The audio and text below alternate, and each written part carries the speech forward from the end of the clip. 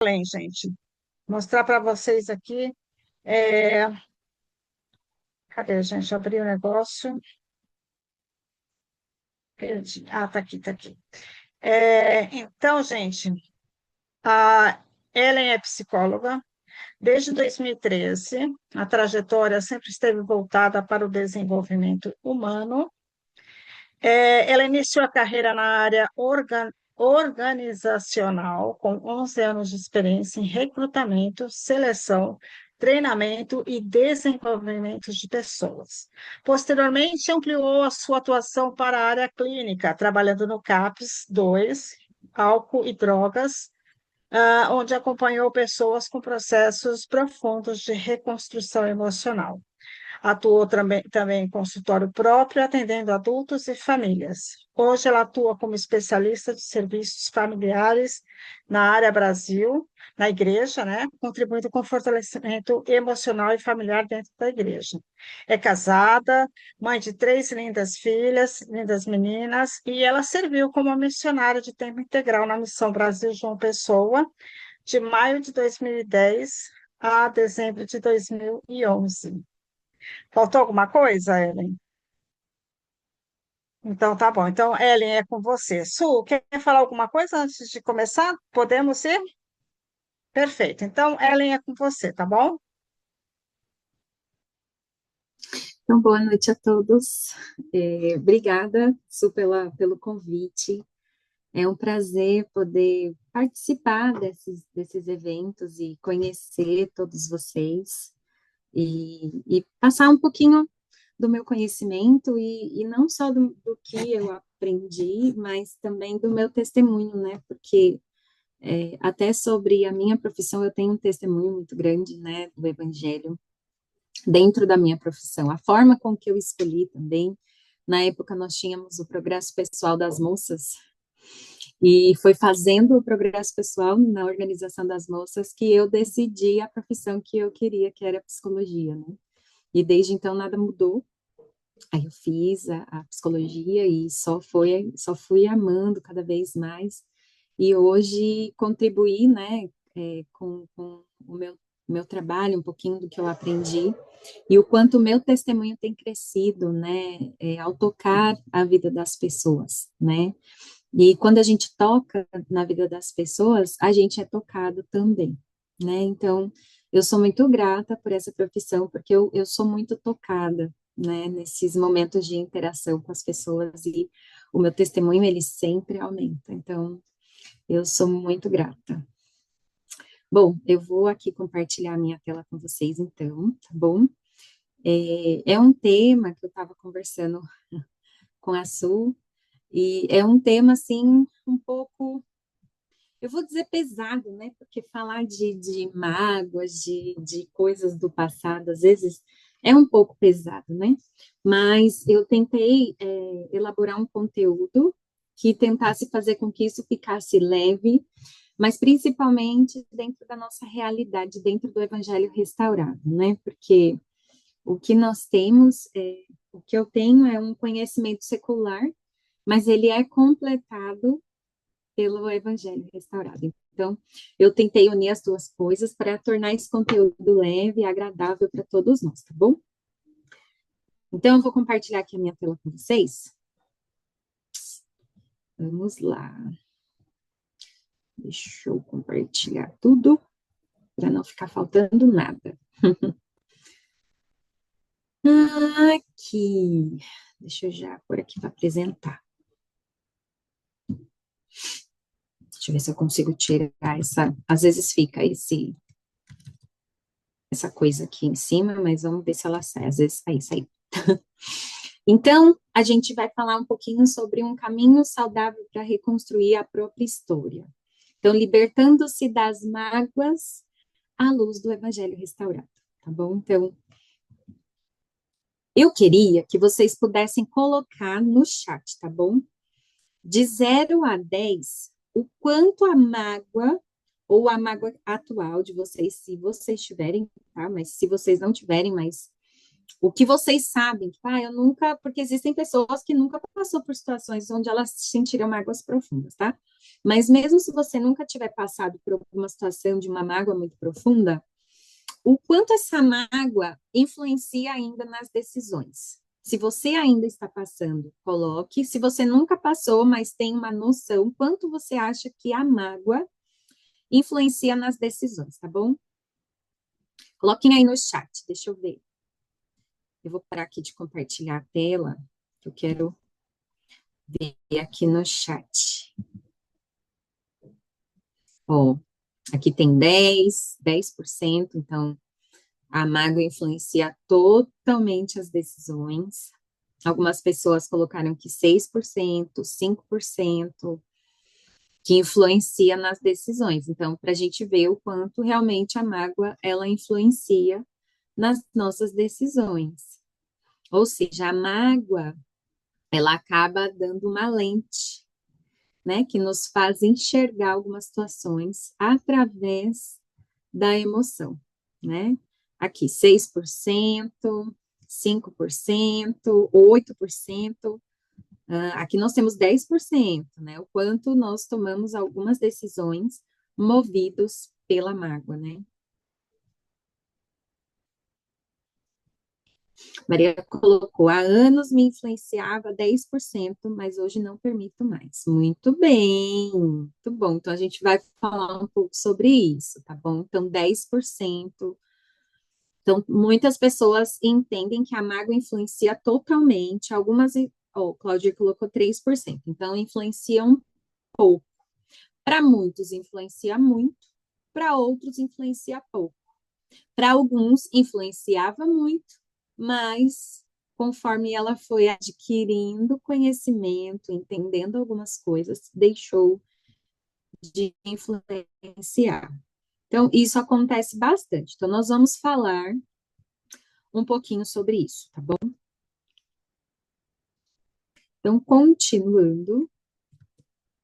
Ups. Então, uma mágoa não resolvida, ela vai afetar essas áreas aí da nossa vida, né? O casamento, os nossos chamados, os nossos relacionamentos e também a nossa espiritualidade, né? Então, existe mágoa que ainda ocupa espaço no seu coração? Então, isso é só para a gente pensar, tá bom? Eu quero que vocês possam refletir um pouco. Então, se vocês se sentirem à vontade de abrir o microfone, vocês podem responder essa pergunta, senão vocês também podem colocar no chat, tá bom? Quando você sente injustiçado, qual é a reação automática? Eu quero que vocês pensem na reação automática, não é aquela que você depois para pensar, tipo, poxa vida, eu me senti injustiçado, peraí, deixa eu parar para pensar. Geralmente, num ato de injustiça, a gente tem uma tendência a ser reativo. Qual é a reação automática? Vou abrir aqui o chat, tá bom? Vou colocar aqui no cantinho para tentar não. Então, quando a gente é injustiçado, vamos ver algumas respostas aqui. Raiva. Então, algumas pessoas colocaram que sente raiva, tem vontade de revidar na hora, né? Algumas pessoas revidam na hora. A Cláudia colocou perder meu réu primário. Ira, rapidamente me defender. Então, eu quero que vocês coloquem a reação automática, também não é aquela que você para pensar. Quando vocês passam por um ato que vocês percebem que aquele é um ato de injustiça, qual é a reação, tá? A Norlene colocou, eu saio de mim. A gente fica cega, né? Totalmente. Então, geralmente, esse tipo de situação gera em nós reações automáticas. É muito comum. É raro, mas eu não vou dizer que ninguém para pensar antes de tomar uma decisão ou antes de falar. É muito comum a gente ter essa reação automática, que é aquela coisa do quando você aperta o botãozinho para ligar a luz, automaticamente, pum, a luz liga, né? Então, existem algumas situações que trazem para nós sentimentos é interessante. Raiva, ira, revida, tenta se defender. Então, esses são reações automáticas, né? Então, eu sigo uma linha da psicologia, existem muitas linhas, tá bom? Da psicologia, psicanálise de Freud, a linha cognitivo-comportamental, né, de Skinner, existe a linha humanista, existe várias linhas. A linha que eu sigo é a linha junguiana, de Carl Gustav Jung. Ele fala um pouco, ele foi seguidor de Freud, então ele tem muita coisa da psicanálise, mas ele sai um pouquinho da psicanálise e ele forma a linha que ele chama de linha analítica. Então, a linha analítica, ela costuma ver muitos símbolos. Então, é uma linha muito simbólica, né? E dentre esses símbolos, o Jung, ele descreve como sombra conteúdos emocionais reprimidos. Então, ele diz que todos nós temos uma sombra e uma persona. A persona é essa que a gente apresenta para as pessoas. Essa que todo mundo vê. Às vezes, uma persona muito simpática, às vezes, uma persona muito quieta, às vezes, uma persona muito brava. Nossa, fulano é bravo, né?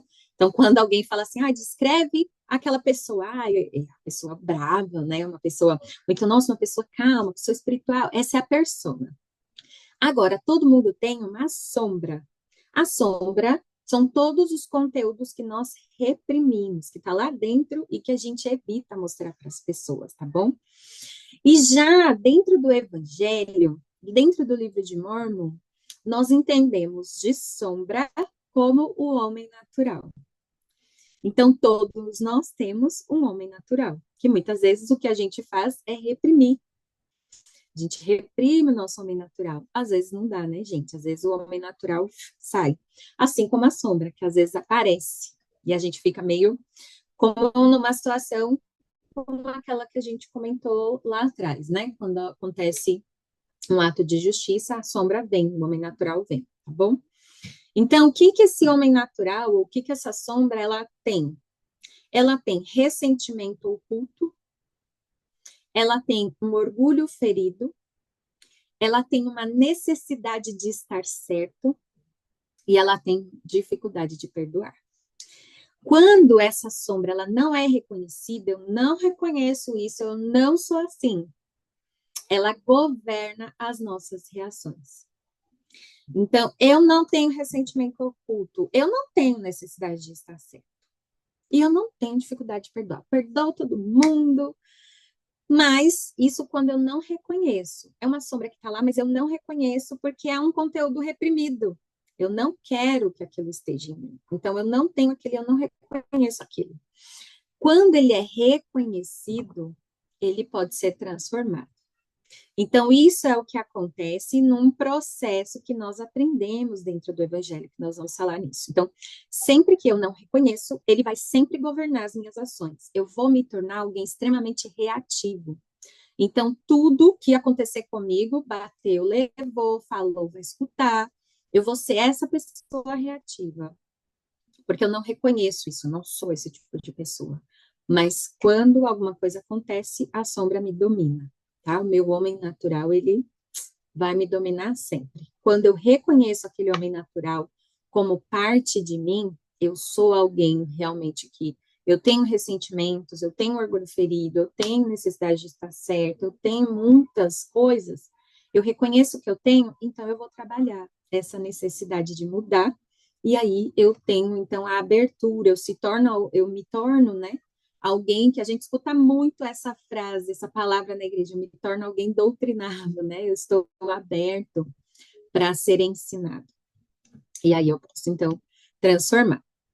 Então, pensando, gente, Jesus Cristo, ele sofreu por isso que eu coloquei, mas é muitas outras coisas, né? Ele sofreu pelos nossos pecados, ele sofreu injustiças. Então, pelos nossos pecados, algumas dores, algumas coisas ele sofreu ali no Getsemane, mas ele passou por uma vida de injustiça. Ele, além de ter sofrido no Getsemane a dor de uma traição, ele vivenciou a dor de uma traição. Além também dele ter sofrido no Getsemane pela rejeição de todos nós, ele viveu o que é ser rejeitado, uma vida inteira. Então, ele é alguém que realmente sabe como nos socorrer, como lá em Alma ele fala, né? Então, a expiação, gente, ela não é apenas jurídica, ela não é apenas justa, ela é restauradora. Ela veio realmente para nos restaurar, para nos reconstruir e nos tornar uma pessoa nova. Então, Jesus Cristo, ele sim, ele compreende aquela dor que você não consegue explicar para ninguém. Tem dores que a gente às vezes consegue compartilhar, né? Ah, tô sentindo, mas existem algumas dores que é difícil colocar em palavras. A sensação, o sentimento, a gente não consegue falar. Então, eu, quanto psicóloga, já tive momentos de ter pessoas que eu conversava e que as pessoas falavam, olha, tem coisas que eu tô sentindo, Ellen, que eu não sei falar para você. E às vezes, quando ela entra em contato com esses conteúdos, a única coisa que ela sabe fazer é chorar. Eu me lembro de ter pessoas que eu falava assim, olha, eu entendo, você consegue desenhar, você consegue pensar em alguma coisa que pareça com o que você está sentindo? Então, às vezes, elas conseguiam desenhar alguma coisa parecida ou trazer uma situação parecida, mas o sentimento não dá. Mas Cristo, ele compreende, porque ele vivenciou tudo isso. Então, eu quero compartilhar com vocês um videozinho, tá bom? É um vídeo da igreja, e depois a gente vai falar sobre ele rapidinho.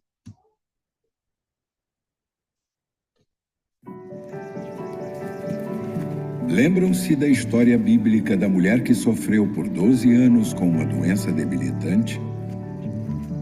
Ela exerceu grande fé no Salvador ao exclamar: se tão somente tocar as suas vestes, sararei. Quem tocou nas minhas vestes? Muitos de nós clamamos do fundo do coração algo semelhante às palavras dessa mulher. Se eu pudesse me esforçar espiritualmente para absorver o poder de Cristo sobre minha vida, eu saberia como lidar com esta dor angustiante. Eu saberia o que fazer e teria o poder para fazê-lo. Às vezes, realmente precisamos nos esforçar. E quando passamos por provações, às vezes isso não é algo que esteja interessado em fazer. Mas tem que se esforçar. É como jogar fora uma rede de segurança e suas próprias escolhas. É como desistir da confiança que tem em si mesmo e do que a sua mente talvez te diga para fazer, para colocar tudo nas mãos do Pai Celestial. Mas, sinceramente, essas são as mãos mais seguras onde eu poderia colocar a minha fé. Esses tempos turbulentos foram previstos pelo Salvador.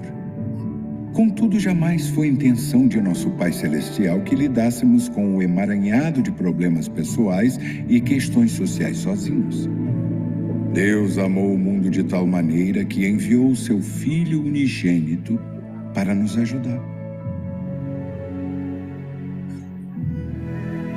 E seu Filho Jesus Cristo deu sua vida por nós e o fez para que tivéssemos acesso ao poder divino. Poder suficiente para lidarmos com os fardos, os obstáculos e as tentações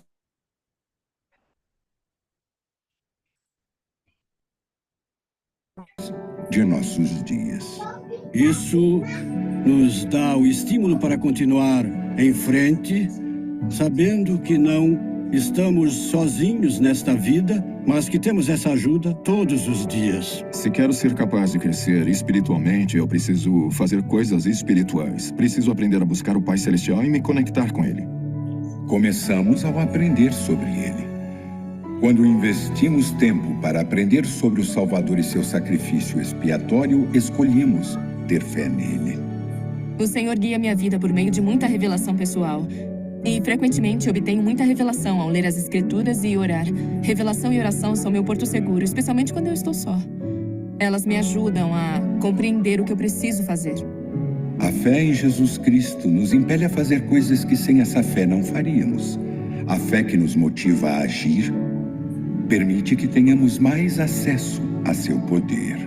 Eu sabia que se apenas tocasse suas vestes,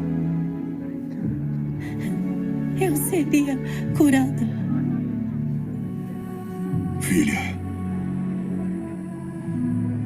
tua fé te salvou. Essa mulher fiel e centrada precisou se esforçar ao máximo para ser capaz de acessar o poder do Salvador. Ao nos esforçarmos espiritualmente, além de qualquer coisa que já tenhamos feito, seremos guiados pelo Espírito Santo para saber exatamente o que fazer.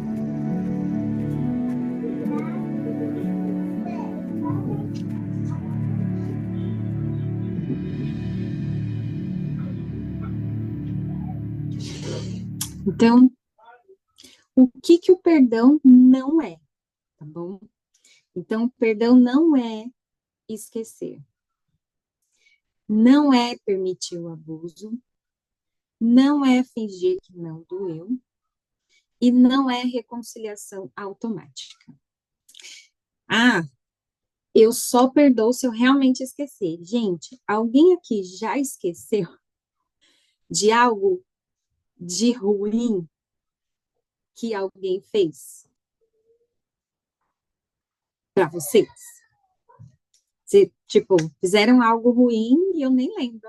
Então acho que nem tem, acho que não tem ninguém que fez nada ruim para mim, então não lembro. Eu não lembro, ninguém nunca fez nada de ruim para mim. Existe alguém assim? Alguém de vocês é alguém que ninguém fez nada de ruim para mim, porque se fizesse eu teria lembrado. Então, não fez. Pode falar, Silvana. Assim, eu já me fizeram, mas assim, eu não lembro com tanta intensidade. Assim, eu vejo que tem pessoas que não, não quer falar, sei lá, tem um coração bem duro. Então, Uhum, assim, tem pessoas que fizeram isso e aquilo, mas, sei lá, vivo minha vida, uhum, né? uhum, E eu sei também que, com certeza, também já devo ter feito algo para alguém que uhum, deva ter uhum. machucado, né? Ok. Muito obrigada, Silvana. Então, você Não. lembra, só não lembra com aquela intensidade difícil, né, Clau? Ah, então, eu passei algumas coisas com meu primeiro marido que me machucou muito. E me machucou por muitos anos, que não vem ao caso aqui. Mas, assim, uma coisa que eu consigo. Teve momentos, Ellen, que eu não poderia contar para alguém que eu passei, que eu desabava e chorar. Não era só a dor, era o ódio, era a raiva, era todo um sentimento que machucava, acabava comigo. Hoje, se eu falar para uma pessoa o que eu sinto, o que eu passei, eu não sinto nada.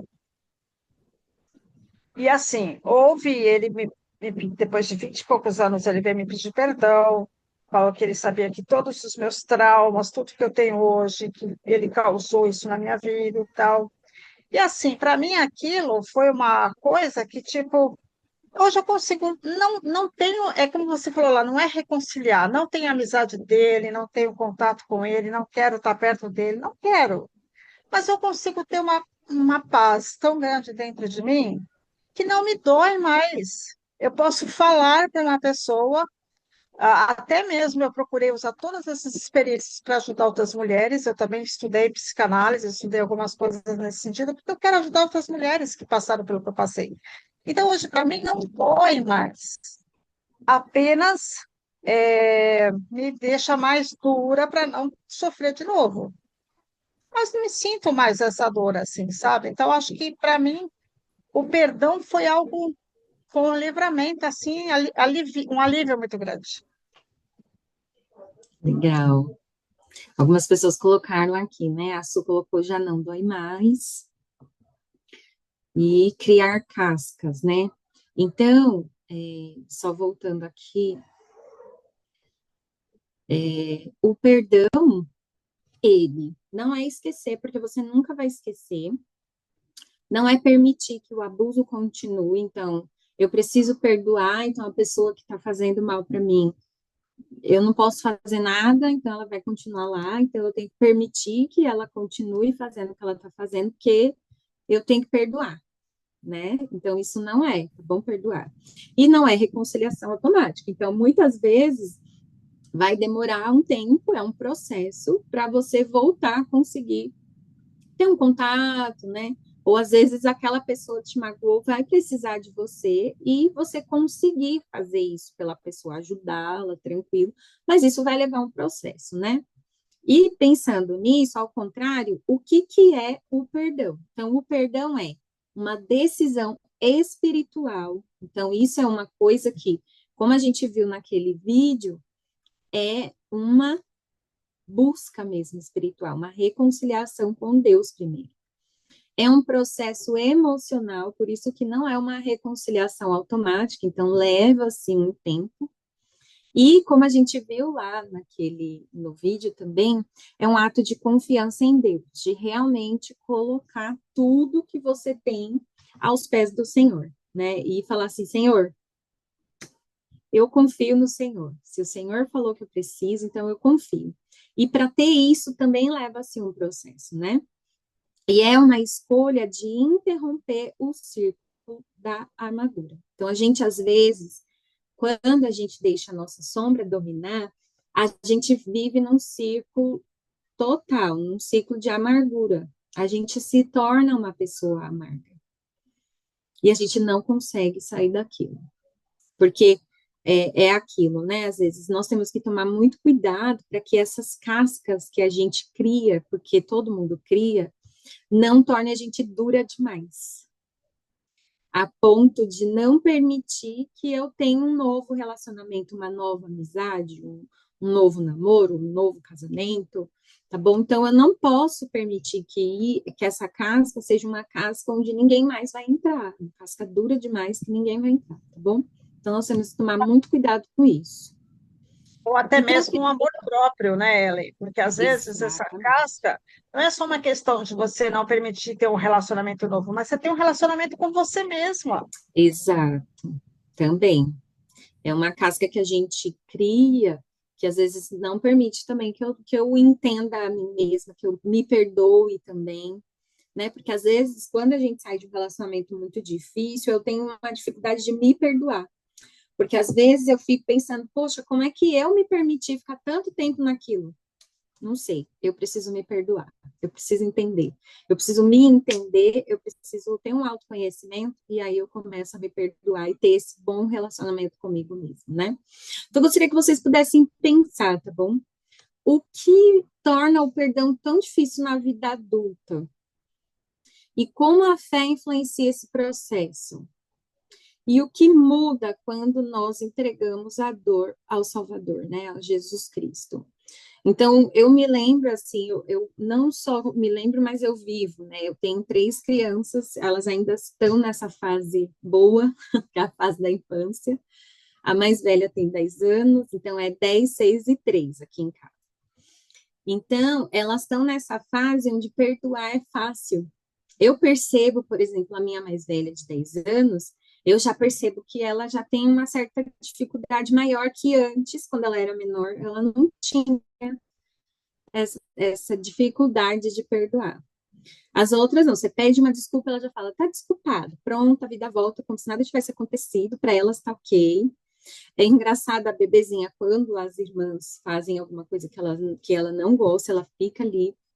A minha bebê, ela é muito brava, ela fica muito brava. E aí eu só falo assim, aí ela fica brava, brava, enquanto a irmã não pede desculpa. Aí eu sempre falo, você já pediu desculpa para outra irmã? E a outra irmã fala, não. Aí ela fala, desculpa, Memel. Pronto, acabou.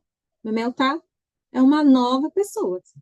Nada aconteceu, basta um desculpa, Memel.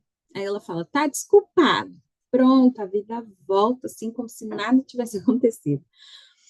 E aí, já na fase adulta, né, conforme a gente vai crescendo e as nossas emoções elas vão ganhando mais complexidade, elas vão ficando mais sofisticadas, isso começa a se tornar difícil, né? E como é que a fé, ela vai influenciar nesse processo e o que muda de acordo com o que a gente assistiu ali naquele vídeo.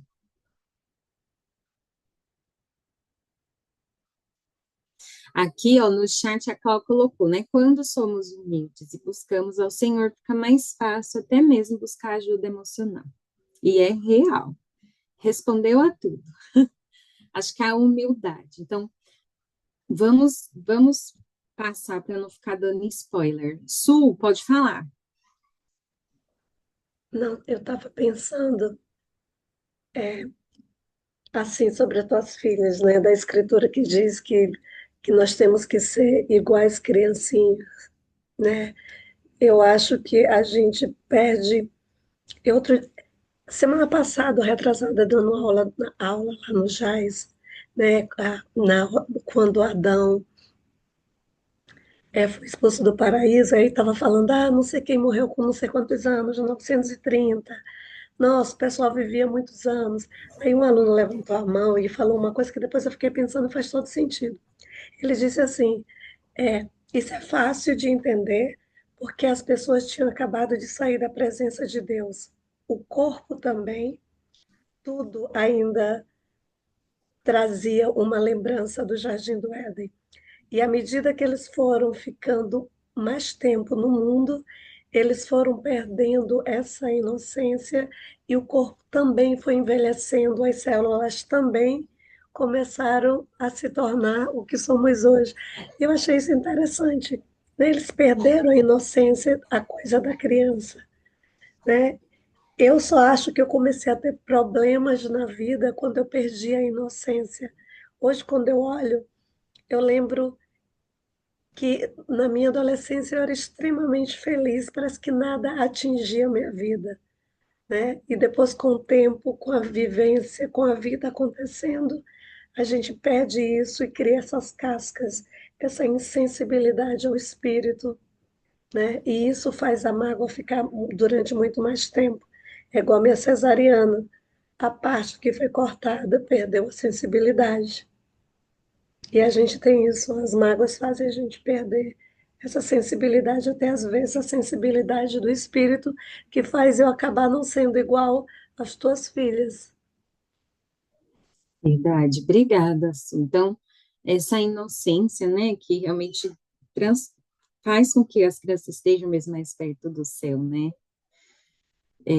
é real, é muito real, acho super interessante, assim, aqui em casa é sempre assim, até a mais velha mesmo ainda percebendo algumas coisas, ela ainda tem muita inocência da criança, né, mas às vezes ela fica magoadíssima, às vezes comigo, às vezes eu faço alguma coisa que magoa ela, né, e eu vou lá, eu falo, filha, desculpa, mamãe, pronto, é como se eu nunca tivesse feito nada para ela, e é muito legal isso, acho fantástico. Essa forma, né? E já quando a gente começa a ficar adulto e as nossas emoções começam a ficar mais sofisticadas, né? A gente começa a dificultar as coisas, né? Então, aqui eu queria trazer um pouquinho para a gente, porque quando a gente entende o evangelho um pouco, né? Quando a gente começa a aprender o que o Senhor espera de nós, a gente tem alguma dificuldade de entender o que é espiritualidade madura. Então, dentro do que o que nós precisamos aprender de regulação emocional espiritualmente saudável, a espiritualidade madura, gente, ela é diferente de supressão emocional. O que é supressão emocional? Quando eu suprimo todas as minhas emoções, eu vou reprimir tudo. Eu reprimo porque eu preciso perdoar, eu não vou entrar em contato com aquilo que é ruim, ou seja, eu não vou entrar em contato com a minha sombra, eu não vou entrar em contato com o meu homem natural, porque eu aprendi que o meu homem natural é inimigo de Deus, então eu tenho que reprimir ele lá, né? Mas nós precisamos lembrar que quando nós lemos lá no livro de Mórmon que o homem natural é inimigo de Deus e tem nos sido desde a queda de Adão e seloá para sempre, a gente precisa lembrar que no final ele fala, a não ser que ele ceda os influxos do Espírito Santo e torne-se como uma criancinha, submisso, manso, humilde, né? Fácil de reconhecer ao Senhor, né? Então, aqui a gente tem 3 passos para nós aprendermos a parar de suprimir as nossas emoções. Nós precisamos reconhecer. Eu preciso reconhecer esse lado que eu fico suprimindo de mim. Eu sou orgulhosa. Eu tenho dificuldade de reconhecer os meus erros. Eu preciso realmente estar sempre certa. Por quê? É aí que eu preciso dar nomes. Eu preciso dar nomes àquelas sensações que são sensações difíceis. E eu preciso entregar conscientemente. Essas 3 passos, gente, é aquela parte que o Senhor fala, a não ser que aquele homem natural comece, então, a ceder os influxos do Espírito. Porque se eu ficar toda hora reprimindo, porque é uma sombra, né? Porque é um homem natural, eu não quero entrar em contato com aquilo. Ele vai me seguir para o resto da minha vida e vai dificultar o meu progresso. Ele vai dificultar o meu progresso. Por quê? Porque ele vai me tornar uma pessoa extremamente reativa o tempo todo. Eu vou me tornar uma pessoa orgulhosa, eu vou me tornar uma pessoa amarga, porque eu estou suprimindo, reprimindo, eu não reconheço. As pessoas falam para mim, poxa vida, Dani, você é muito orgulhosa, você precisa ser mais humilde. Mas quem falou que eu sou orgulhosa? Uma coisa bem interessante, assim, que aconteceu comigo foi na missão. Quando eu fui para a missão, eu achava que eu era a pessoa mais legal do mundo. Eu falei, nossa, eu sou muito legal, eu não vou ter problema, assim, de relacionamento na missão. Porque eu sou muito legal. Eu me orgulhava da minha humildade. Eu era pessoa humilde demais, eu era legal demais. Então, nos primeiros meses, acho que no primeiro ano na missão, eu não tive problema nenhum de relacionamento, muito amigas, muito, assim. A gente teve relacionamentos fantásticos, a gente se divertia muito, a gente se conectou bastante. Quando eu fiz 1 ano e 1 mês, eu tive uma companheira nova na qual eu fui treinar. E essa companheira nova começou a mostrar em mim partes que eu achava que eu não tinha. Que eu era orgulhosa, que eu precisava mudar algumas coisas. Às vezes ela mostrava, olha, Ellen, não é legal. Eu falava, olha, sister, não é legal você fazer isso, acho que isso que você fez não foi legal, esse jeito de ensinar não é legal. E eu comecei a falar, mas ninguém nunca falou isso para mim, eu já tenho 1 ano de missão, como é que essa menina que acabou de chegar tá querendo me corrigir? E foi aí que eu precisei entrar em contato com essa sombra e reconhecer que eu era uma pessoa orgulhosa, que eu era uma pessoa que precisava mudar. E aí eu entrei nesse processo. Foi um processo extremamente doloroso, né? Mas foi um processo muito bacana. Eu sempre falo, existe uma Ellen antes da missão e outra quando voltou. Não que hoje eu sou um poço de humildade, né? Não. Mas acho que agora eu consigo nomear e reconhecer algumas coisas. Então, esse processo de transformação, ele acontece de uma forma mais natural, né? É muito melhor para mim, quando eu reconheço que eu também posso ser melhor em algumas coisas, né? Não precisa, gente, doer também tanto. A única coisa que nós precisamos é colocar isso nas mãos do Senhor e acessar o poder dele. Porque ele sabe, ele reconhece a gente 360, ele conhece o nosso homem espiritual, como nós somos, o nosso desejo de servir, mas ele também reconhece o nosso homem natural, né, que é rebelde, que é inimigo de Deus, né, e nós precisamos reconhecer também, tá bom? Então, Jung, dentro da psicologia junguiana e dentro do consultório, o que a gente trabalha? A gente trabalha o que Jung chama de processo de individuação. Ele traz isso como um símbolo de uma mandala. Não sei se todos vocês já viram o símbolo de uma mandala. Eu tentei procurar um símbolo de uma mandala, mas geralmente são símbolos redondinhos, assim, com muitas figuras e tal. E sempre que você vê uma mandala, o que mais chama a atenção para todo mundo é o centro da mandala. Depois que a gente olha o centro da mandala, aí a gente começa a olhar em volta, assim, da mandala. Todas as cores e formas que tem dentro da mandala. Então, quando a gente olha o centro da mandala, O que que aquela mandala quer mostrar? Que todas aquelas imagens levam para o meio, leva para o centro, né? Que é o que o Jung chama de processo de individuação. O Evangelho chama de transformação do coração, de conversão, né? Então, curar não é apagar o passado, gente. É mudar o lugar que aquele passado ocupa em nós. Aquele passado ocupa a minha mente, aquele passado é realmente o que vai fazer eu tomar decisões hoje? Eu tomo decisões hoje baseadas no meu passado? Ele toma conta de mim? Ou ele tem um lugar lá, é um lugar que é importante, e ele é importante porque ele me trouxe um aprendizado sobre mim, sobre quem sou eu, sobre como eu reajo, sobre como eu sou, sobre quem eu sou. Então, não é curar o passado. Então, transformar o coração não é curar, apagar e acabou. É mudar. Aquele passado tá lá, aconteceu, eu vivi, só que ele agora me traz aprendizado. Eu sei quem sou eu entendo mais sobre mim, né? Hoje ele ocupa um lugar importante, mas a minha vida não é baseada nele, tá bom? E eu gosto muito, gente, dessa escritura.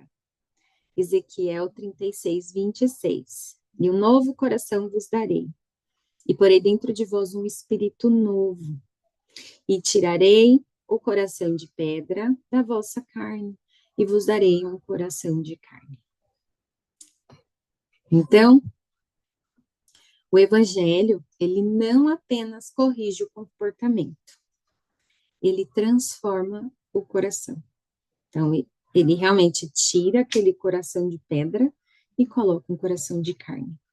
Mas é um processo, né? Que exige de nós, primeiro de tudo, reconhecer, o entrar em contato com essa sombra, o entender que aquela sombra, a gente chama de sombra por ser algo obscuro, né, em nós. Tem coisas obscuras, mas eu tenho elas. Eu preciso entender, eu preciso dar nomes, eu preciso catalogá-las. Às vezes fala, o que há de ruim você não olha não, né?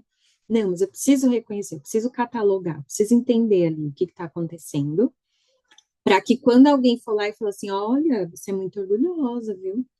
Aí a pessoa fala, realmente, eu sou. Não gosto, mas eu sou, e eu preciso mudar. Realmente, você está certo. Eu preciso mudar. E aí a gente entra nesse processo de individuação, nesse processo de mudança de coração. E eu sou grata a Deus por isso. E eu quero agradecer a vocês por esse momento de estar com vocês. E é isso. Nós precisamos mudar o nosso coração. E só nos achegando ao Senhor que a gente muda o coração. Perfeito. Alguém tem alguma pergunta? Eu vou abrir. Obrigada, Ellen, por enquanto. A gente vai abrir espaço para as pessoas. Quem quiser falar, que levante a mão.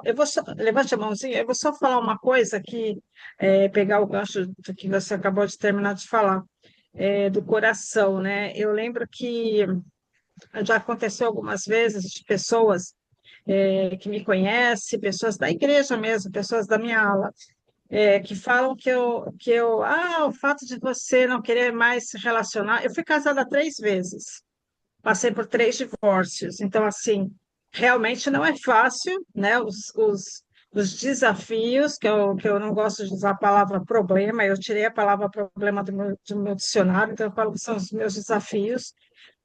E assim, cheguei ao fundo do poço algumas vezes. Teve um período que eu me afastei da igreja, de tão revoltada que eu fiquei. Voltei, porque a minha essência era o evangelho, a minha essência era maior do que o período que eu fiquei afastada. E assim, hoje, eu sou uma pessoa que eu tomei uma decisão que eu não quero me relacionar mais. Não é uma coisa assim de falar, Ah, mas você precisa. Eu falo, gente, eu sirvo na igreja, eu tenho a minha recomendação, eu tomo meu sacramento, eu cumpro todo, procuro cumprir, né? Não sou perfeita, mas eu procuro cumprir. Eu falo, eu estou tão feliz e tão bem estando sozinha. Será que eu preciso? As pessoas querem colocar para mim que eu preciso ter uma pessoa para ser feliz, mas eu sou muito feliz assim. E eu aproveito tudo que eu passei, Ellen, tudo. Eu agradeço a Deus pelo que eu passei, porque isso me fez ser o que eu sou hoje. Isso me fez ver a mulher que eu me tornei. Então, assim, e eu tenho certeza que Deus vai ser tão misericordioso comigo que depois, do outro lado do véu, ou milênio até, né, antes, Ele sabe o que tem preparado para mim. Se eu fosse uma mulher que tudo que eu passei, Ellen, eu me tornasse uma pessoa chata, má, ranzinza e sei lá o quê. Não, eu consegui me tornar melhor. Tudo que eu passei, eu consegui me tornar uma pessoa melhor. Então, para mim, isso é gratificante, sabe? Eu olho para trás e eu falo, Senhor, obrigada pelo que eu passei. Eu consegui vencer, eu consegui reerguer das cinzas, né? Então, eu acho que é isso. Você estava falando dessa parte no final e eu falei, poxa, isso tem muito a ver comigo. O meu coração hoje ele é muito mais grato. E isso suaviza mais, né? Pessoal, a Maria Aparecida quer falar, depois a Su. Quem quiser, levante a mãozinha para a gente poder é, participar.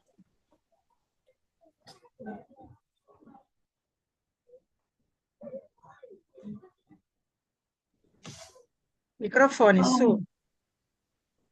olá, irmãos, boa noite. Estão me ouvindo? Sim, dá para ouvir bem. Sim. Muito bem. Nessa questão do passado pesar, é a mais pura verdade, ele influencia em todas as decisões que a gente vai tomar no decorrer da vida, né? São palavras, a gente ouve palavras lá das quais a gente ainda não consegue, quando não se tem uma maturação, um certo conhecimento, a gente não consegue esquecê-las com facilidade, nem nada. Então, com o tempo, eu digo por experiência própria, com o tempo, essas palavras vão, vão tornando tão pesadas, tão doloridas, que quando você se vê, está lá no fundo, e para você sair de lá, só a misericórdia mesmo de Deus para lhe tirar de lá, e Deus é maravilhoso e nos tira de onde estivermos. A, o amor dele nos alcança em qualquer lugar que estivermos, não tenho dúvida disso. Com o término do meu casamento, casada, com o término do meu casamento, foi muito sofrido, muito dolorido. E a pior parte que eu passei, eu não digo nem falta de apoio, porque eu tenho Deus ao meu lado, então seguro na mão dele e vou aonde ele mandar, aí eu irei. Mas a maior parte que eu passei, que eu vivi, que eu senti, que doeu, foi o sentimento de fracasso. O sentimento de eu ter fracassada como esposa doeu demais. Doeu demais, e aquilo ali, para eu conseguir superar, eu tive que caçar uma ajuda profissional. Eu tive que buscar Deus ainda com mais intensidade e uma ajuda profissional para isso, porque aquele sentimento me corroía. Toda vez que eu falava com meu ex-marido e ele dizia que ele estava naquela situação e a culpada era eu, meu Deus, como eu chorava. Toda vez que eu falava com ele, eu chorava, porque o sentimento de fracasso era grande, porque assim que eu me casei e me batizei, eu aprendi a frase lá na igreja do presidente, onde ele dizia que nenhum sucesso na vida compensava o fracasso no lar. Então, esta frase eu levo para a minha vida até hoje.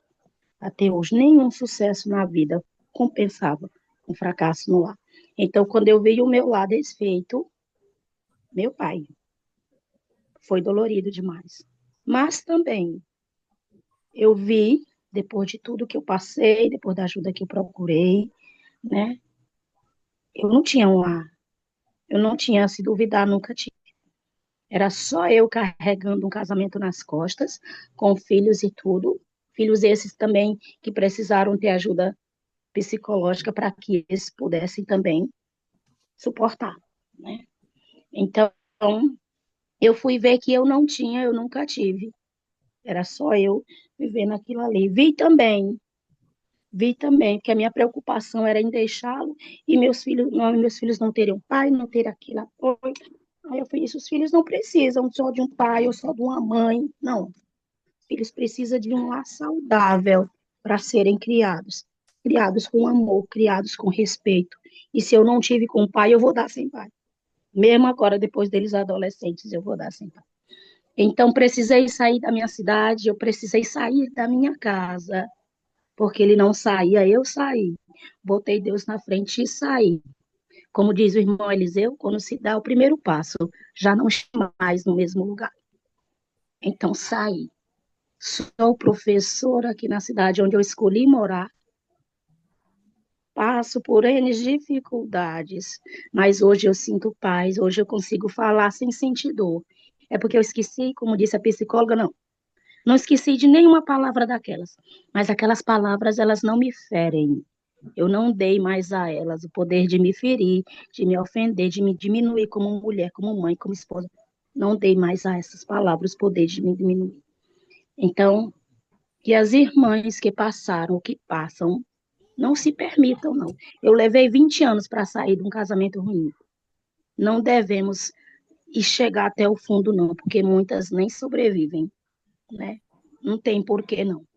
Nós somos filhas amadas de Deus e Ele não nos quer sofrendo um minuto. Um minuto. Somos preciosas demais para que Deus nos queira ver sofrendo. Que pai é esse que quer ver a filha sofrendo ou o filho sofrendo? Pai nem quer. Tão pouco Deus nos quer sofrendo.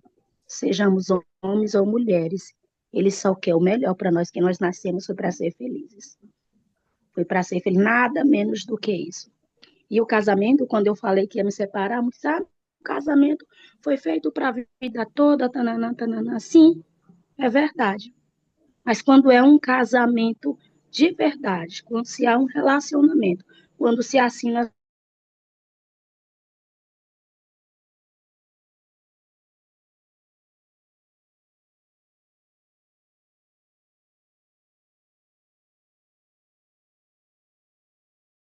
como disse a irmã na última fala dela, a aprender e ser grata por todas as experiências vividas. Hoje ela não quer relacionamento nenhum, mas ela é feliz do jeito que está, né? Eu não, já oro a Deus para mandar um companheiro para mim. Eu quero para mim, mas quem não quer não tem problema nenhum. Não tem Tá problema, não certo. tem problema nenhum. Então, amadas, que minha fala tenha contribuído, e eu estou muito grata, Ana, por me compartilhar as lives, porque eu não estou aos domingos, todos os domingos na igreja, não estou, é um pouco dependioso para ir, mas eu não deixo de aprender, eu não deixo de ouvir a palavra de Deus, eu não deixo de me alimentar espiritualmente, eu não deixo de jeito nenhum.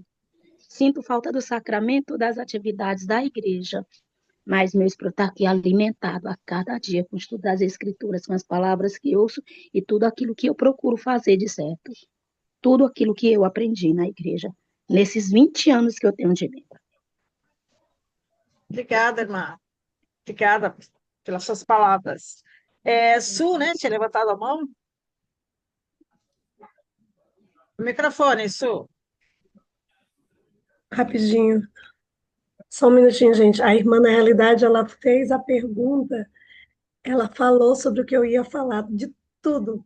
A minha pergunta, mas eu vou, e porque eu gostaria de ouvir o que é que a Ellen tem para falar. Ellen, era justamente sobre a situação que a Maria, a irmã Maria foi Aparecida, ou foi Antonieta? Falou. Aparecida.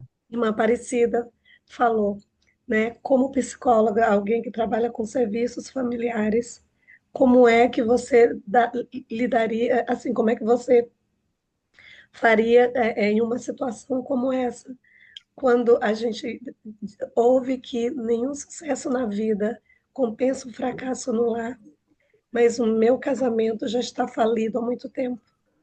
Há muito tempo o meu esposo ou a esposa, seja lá quem for, qual deles, deixou de ver o casamento como uma porta para ganhar exaltação. E muitas vezes as mulheres ficam, homens também, né? Apesar da violência, apesar da infidelidade, eles ficam com medo de quebrar um laço. E aí a gente vai até o líder, e o líder, irmã, tente um pouquinho mais, tente um pouquinho Uhum. mais. E aí vem a culpa da mulher por ficar, né? A coisa de estar infeliz. Como é? Por favor, me diz, você que trabalha com serviços familiares, que é isso que tu faz, como é que a gente trabalha isso? Tá. Acho que a sua pergunta foi muito bem respondida pelo presidente Oaks na última conferência. Eu amei o discurso dele. Ele fala um pouco sobre as famílias, né? Ele defende muito a família. Acho que vocês vão ouvir. Eu ouvi depois do discurso uma devocional que ele deu para os jovens na BYU, e ele continua defendendo a família. Acho que esse é um tema que a gente vai ouvir bastante. Mas eu gostei muito da sua pergunta, é extremamente pertinente, principalmente para nós, do nosso convívio, né? Da igreja e do nosso... o que é família, gente? A família, ela não é constituída muitas vezes somente de um casamento propriamente dito, né? Então, o presidente Oaks, ele trouxe um exemplo muito legal da própria família dele. Quando ele era uma criança, o pai dele faleceu. E eu achei linda a história, eu até me emociono ainda quando eu me lembro. Ele conta que o pai dele faleceu, e o pai dele tinha viajado, né, a trabalho, ele faleceu, e aí recebeu a notícia do falecimento do pai dele, e ele estava na casa do avô, e aí ele entrou no quarto correndo, assim, chorando muito, assim, porque o pai dele tinha morrido, e agora? E a família? Acabou, né? Esse era o pensamento, acabou a família, não tem mais meu pai. O avô dele entrou no quarto, abraçou ele e falou assim, agora eu sou seu pai. Às vezes, uma família, o sucesso de uma família não consiste em um casamento firme, em um casamento duradouro. Então, eu vi aqui no chat que a Gilvanda, ela colocou, a paz não tem preço. Então, às vezes, você está dentro de um casamento e você pensa, é um mandamento, casamento e tal. Então, é um casamento totalmente desfuncional. Não está cumprindo o propósito, gente. O propósito do casamento é os dois crescerem juntos, é os dois guardarem o mandamento junto, é o perdão, esse perdão sendo respeitado, esse perdão, o homem realmente mudou, a mulher mudou, né? É uma coisa diferente. Agora, se não há perdão, se há abusos, se ou o homem ou a mulher não se respeitam, a mulher trai o homem, porque às vezes a gente coloca muito que só o homem faz algo ruim para a mulher, né? Mas acontece também da mulher fazer muita coisa ruim para o homem, né? E aquele homem também permanece porque ele aprendeu, porque o líder falou que o casamento é instituído por Deus e ele tem que ficar. Não é isso. O casamento onde os dois querem progredir, onde os dois se respeitam. Isso sim é a família. Então é uma decisão muito pessoal, assim, que a pessoa tem que ter. E o que o presidente Oaks falou, existem famílias de mãe e filho, existe uma família de uma pessoa sozinha. Existe uma família de netos e avós. Existe família de uma mãe e uma filha, porque teve um divórcio, porque teve um falecimento. Existe família só de dois irmãos, porque os pais ou abandonaram, porque os pais morreram. E essa família, ela precisa ter sucesso. Isso é o sucesso no lar. Eu não estou com meu marido porque ele escolheu não guardar os mandamentos de Deus. Isso não quer dizer que eu não tenho sucesso no lar, porque eu estou aqui e eu escolhi guardar. Então, esse é o meu sucesso no meu lar. Então, é isso que eu posso dizer para vocês. Então, às vezes, eu não tive sucesso porque eu tive um divórcio.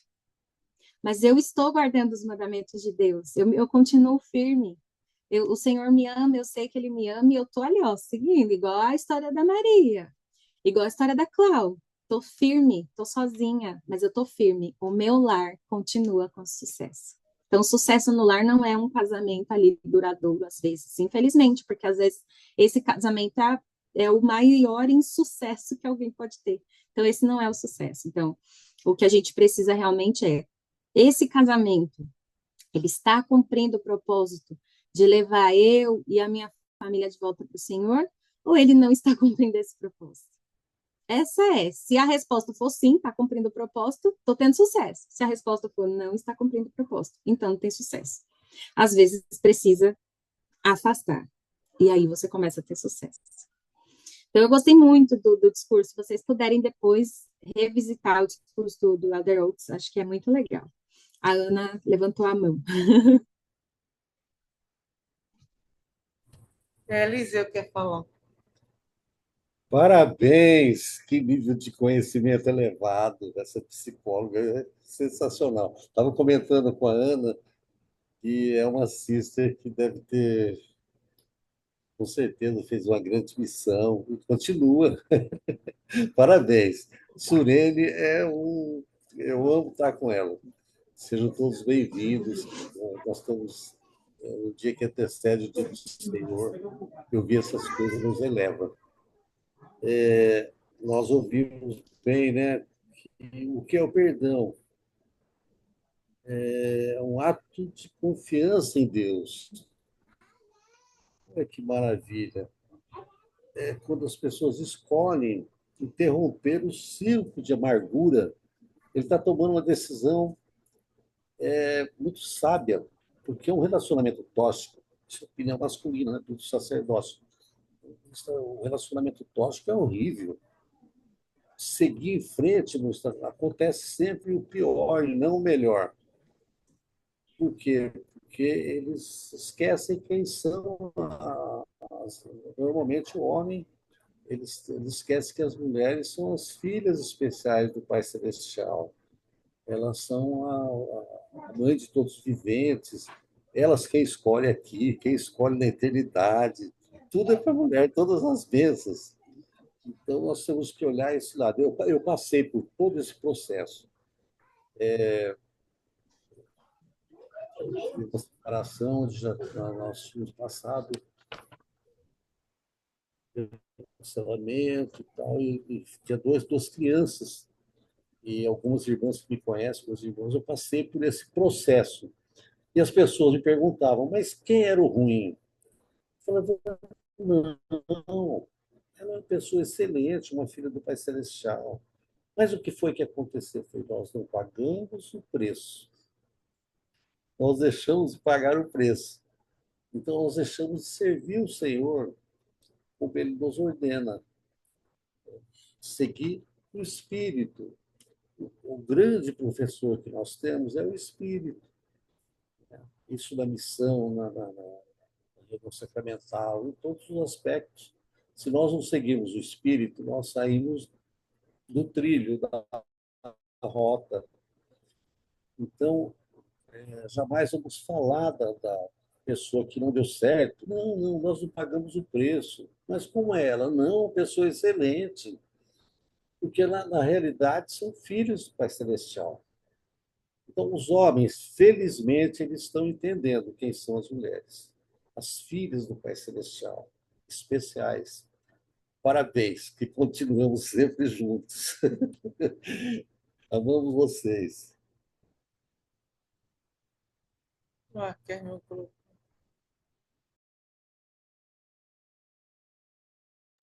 Silvana. Então, vai fazer um ano, né? Eu tô separada. E aí ele fala, vamos casar de novo, né? E só que não queira me mudar, né? Não queira que eu pare com algumas coisas que eu faço. E aí fica difícil para mim, né? Eu fico falando, fico assim, tá lá, volto, não volto, caso de novo, não caso. Mas tem algumas coisas que eu falo, não posso aceitar, né? Não posso continuar.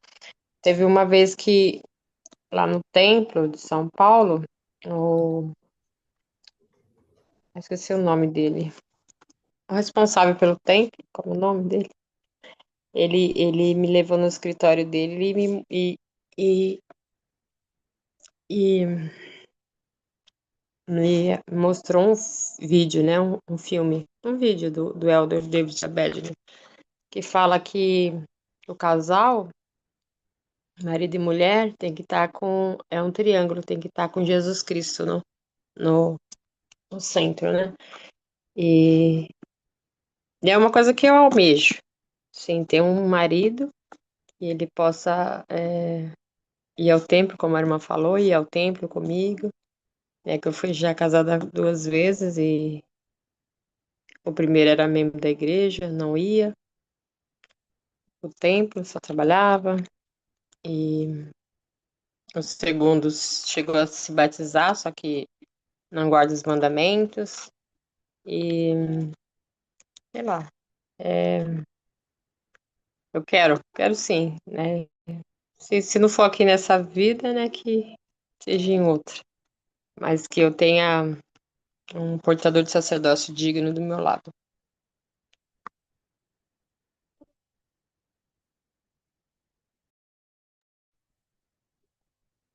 Muito bem, obrigada, Silvana. É,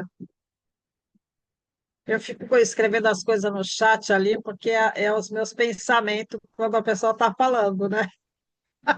A Silvana é minha amiga, ela vai entender ali a minha piada. Mas alguém gostaria de fazer algum comentário, alguma pergunta para Ellen? Eu queria Oi, falar, Cláudia. oi, Fábia, fala. Eu queria falar. É uma coisa interessante que a Ellen falou, né, que me chamou a atenção e que eu aprendi a colocar na minha vida isso, é que o que estava me doendo muito realmente era o meu passado, né, com determinada pessoa que eu passei 3 anos. Isso estava me magoando muito e estava até atrapalhando meu novo relacionamento agora, porque sempre também quando eu lembrava e falava, eu também chorava muito e me doía demais. E aí foi quando os meus amigos da igreja falaram, procura a psicóloga, procura o bispo. E eu fiz exatamente o que o meu líder falou e o que os meus amigos falaram, né? E aí o meu bispo passou meu telefone para uma psicóloga da igreja. E foi que quando veio melhorar toda a minha situação, né? Então, às vezes procurar, lógico que o Pai Celestial, ele está 100% na nossa vida para o que deve é, mas quando a gente procura realmente um especialista da nossa mente, isso ajuda muito, né? Como um psicólogo, uma psicóloga. E quando eu entrei em contato com ela, faz um mês que eu tô na psicóloga, mesmo online, ela tinha me ajudado muito, né? Porque eu falei para ela os meus problemas e ela falou assim: olha, você tem que ocupar sua mente, né? Para você poder esquecer o seu passado, para poder ser feliz no seu novo relacionamento. Então, ocupe sua mente em alguma coisa. Faça academia, vá trabalhar, vá viajar, vá fazer o que você gosta. E realmente foi isso que eu fiz, né? Eu fui procurar um emprego que eu queria, eu fui fazer a academia que eu fazia antes da pandemia, que eu gosto de fazer. Eu viajo, quando eu quero viajar, eu viajo. Então, assim, a gente se amar começa tudo daí, para a gente poder esquecer, no meu entendimento, né? Agora, com a psicóloga, a gente se amar, a gente se desejar é um ponto inicial da gente poder ser feliz e esquecer um pouco o passado, né? Então, eu conversando com ela, eu notei, nossa, então eu não me amava, eu só vivia para aquele relacionamento. Por isso que eu não estava esquecendo aquele relacionamento que eu tinha, né, de 3 anos. E quando eu comecei a aplicar isso, eu disse, nossa, como que eu não pensei nisso antes? Como que eu não abri minha mente para cuidar de mim, do que eu gosto de fazer? Tipo, quem me conhece sabe que eu tinha as unhas, eu ruía muito as unhas. Mas aí eu vi que não, uma das coisas que eu tenho que fazer para ser feliz é deixar minhas unhas crescer. Era um dos meus sonhos, né? E eu parei de roer, né? Eu coloquei unha de gel, comecei a fazer unha de gel, depois eu vi minhas unhas crescendo, parei de fazer, etc. Então, eu tô numa fase, assim, tanto no meu novo relacionamento, como no meu crescimento emocional maravilhoso, porque eu aprendi a me amar, né? Eu até falei com a Clara uma vez, fui no PV dela e conversei com ela sobre algumas coisas, mas é isso. eu acho que o primeiro passo de a gente poder se livrar, entre aspas, do passado é se amar. Se a gente se cuidar, se amar, já é um passo gigante. É isso. Obrigada, Fábia, obrigada. Uma coisa que a Fábia estava falando, Ellen, antes da Itla falar, é, se você estiver errada, você me corrige. Mas a decisão, a palavra decisão, ela é tudo na nossa vida, né?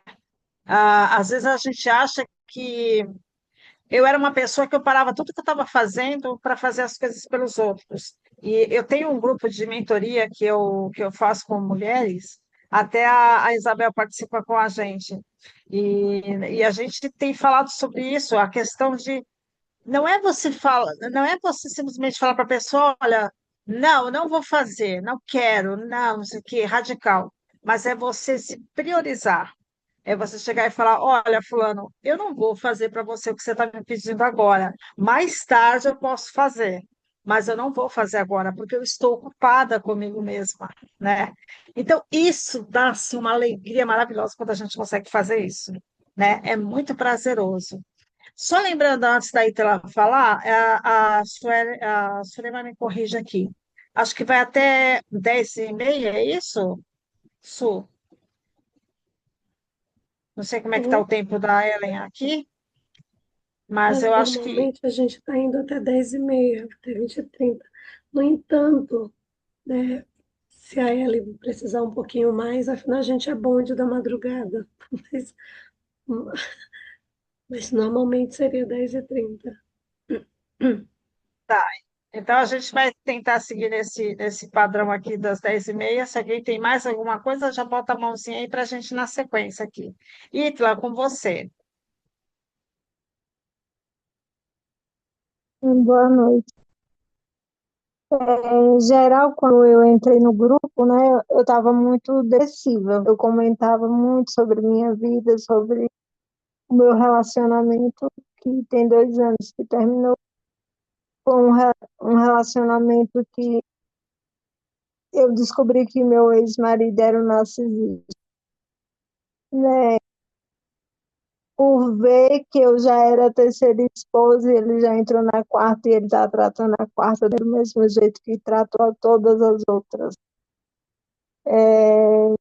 Hoje eu sou selada a ele e conversei com a liderança do templo e o, o presidente falou para mim e algumas pessoas que participam do Zoom, eu também fiz a mesma pergunta e foi respondida da mesma forma. Eu não saísse do isolamento, não foi eu que quebrei a, o convênio. Quem quebrou o convênio foi e que eu continuasse o selamento até eu encontrar uma nova pessoa para poder me selar. Mas hoje, com a casa que eu tenho hoje, com a menina de 37 anos que casou com um ser humano de 63, destruiu a vida de 3 pessoas, né? É, eu, eu não me sinto mais à vontade de me relacionar com qualquer pessoa, porque eu já sou uma pessoa, no caso, como é que eu explico? É como se eu estivesse revivendo essa situação. E não por achar que todo mundo é igual, que eu sei que não é, mas eu não me sinto segura em ter um novo relacionamento, né? Eu fui noiva por 3 anos, lá em 2012, eu fui noiva por 3 anos. Eu desisti de um casamento porque eu descobri que eu não ia ter um filho e dei a oportunidade do meu ex-noivo arranjar uma moça e pudesse ter um filho com ela, porque ele é um filho único e só tem ele e a mãe dele. Da filha dele, a mãe dele acaba a história. E aí eu abri do meu relacionamento para que ele arranjasse uma pessoa para que fosse filho com essa pessoa. por amor a ele, eu abri mão do meu casamento com ele. Mas os anos se passaram. Eu espero essa pessoa por 2 anos, né? Eu não me relacionei com ninguém durante 12 anos da minha vida. E aí, quando conheci o meu ex-marido, em um mês, eu casei. Parecia ser o príncipe encantado, o homem sabe tudo sobre a igreja, eloquente, bonito, perfeito, a pessoa perfeita, mas ele estudou durante um mês para saber quais eram as minhas fraquezas e depois me destruir dentro delas. E nesse meio tempo que eu fiquei noiva em um mês, que não era para ninguém saber do nosso noivado, que não era para minha família saber, que eu estava fazendo um vestido de noiva escondido para um mês depois, com os papéis tudo pronto, eu falar para minha família que eu ia me casar. Ele nem sequer foi na casa da minha família para conhecer a minha família. Ele não conhece ninguém da minha família. Eu fui casada por 1 ano e meio. E a única coisa que ele falou assim, que quando eu me separei dele e eu fui embora, que ele falou mesmo assim, para mim, você é ignorante de pai e de mãe. Falou desse jeito para mim, uma chamada de vídeo. E tava a minha mãe e a minha irmã. E a minha irmã pegou o telefone e botou ele no lugar dele, né? Lembro que minha mãe chorou bastante.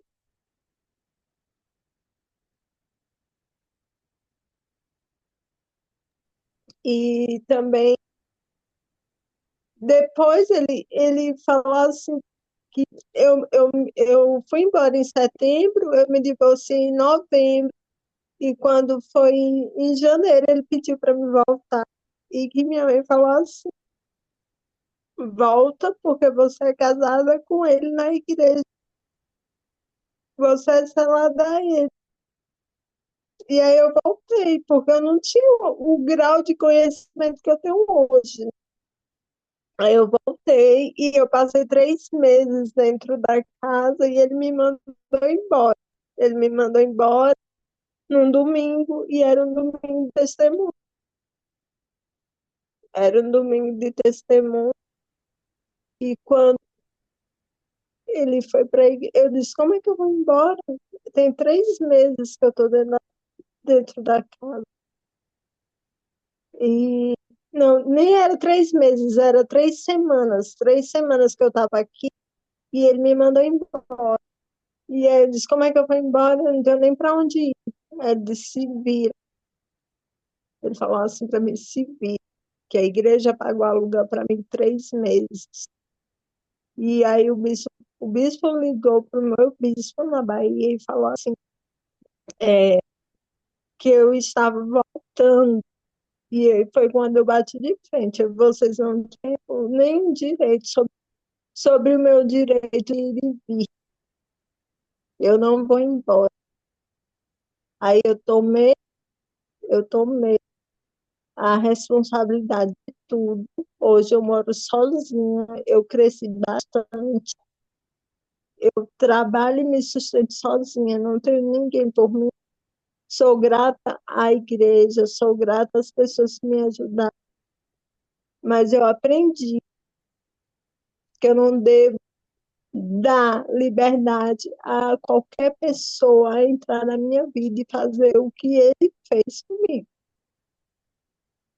Tá certo, é isso mesmo, Ítala. Obrigada. Obrigada. Ellen, você quer dar um parecer sobre isso? Essa história é uma história bem triste, né, Ítala? E que bom que você conseguiu entender sobre a importância da sua liberdade, né? Então, acho que o que nós precisamos lembrar, todos nós aqui, que os convênios da igreja, gente, eles não são uma prisão. Os convênios da igreja que nós fazemos, eles não são para que nós fiquemos aprisionados em um relacionamento que não está dando certo. Nós somos selados para toda a eternidade e as bênçãos que são prometidas, elas são bênçãos prometidas mediante a obediência e a observância daqueles mandamentos. Se não houve obediência, se não houve observância aos mandamentos, não tem por que você ficar num relacionamento abusivo, né? E quanto a essa questão, de, às vezes a gente tem mania mesmo, é muito comum. Poxa, eu não quero mais ser selada a essa pessoa. O selamento, o que torna você uma pessoa que está ligada a outra, é o amor. No caso de não ter mais o amor, você não está mais ligada a outra pessoa, você está apenas ligada ao Senhor. Então, se você realmente só, não quero mais estar selada, você se desliga de Deus. Então, os líderes falam, olha, continua com esse selamento, porque o selamento, a união eterna é mediante ao cumprimento dos convênios. Não teve cumprimento, não tem mais união eterna, mas ainda há uma ligação sua com Deus, ainda há promessas para você que são eternas. Então, mantenha o selamento. Você não precisa estar ligada para aquela pessoa mais, mas você está ligada ao Senhor. Então, continue ligada ao Senhor e busca cumprir com as coisas que você está fazendo, né? Você está aí buscando fazer a sua parte, está morando sozinha, você tem sucesso na sua vida, né? Busque estreitar o seu relacionamento com você mesma, se ame, se conheça, entenda as suas qualidades divinas, o quanto você é uma filha amada de Deus, e siga a sua vida firme. Lembre-se que o convênio que você fez foi com o Senhor. Você fez um convênio com ele, mas ele não cumpriu a parte dele do convênio. Então, o seu convênio é apenas com Deus agora. Então, mantenha-se fiel e firme aos seus convênios, porque é isso que vai te levar de volta à presença de Deus. Obrigada por compartilhar a sua história. Sim, eu leio bastante a minha bênção patriarcal, eu tenho entendido ela bastante, e vejo que eu vir até aqui, passar por essa situação, não é bem para estar num casamento, e sim para estar dentro do templo, porque a minha bênção patriarcal, ela fala sobre o templo, todo o templo.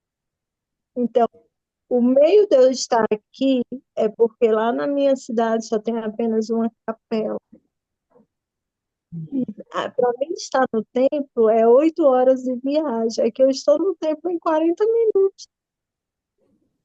Né? Hoje eu sou confiante, hoje eu tenho crescido bastante, sabe? Eu estou bem, eu estou bem, sabe? Eu contei a história e eu assim, quando eu relembro, dói. Mas para quem me conheceu no início de tudo, a Surema, o pessoal aí que me conhece no início do tempo, eu estou bem melhor hoje. Estou perfeitamente bem. Obrigada, Isla.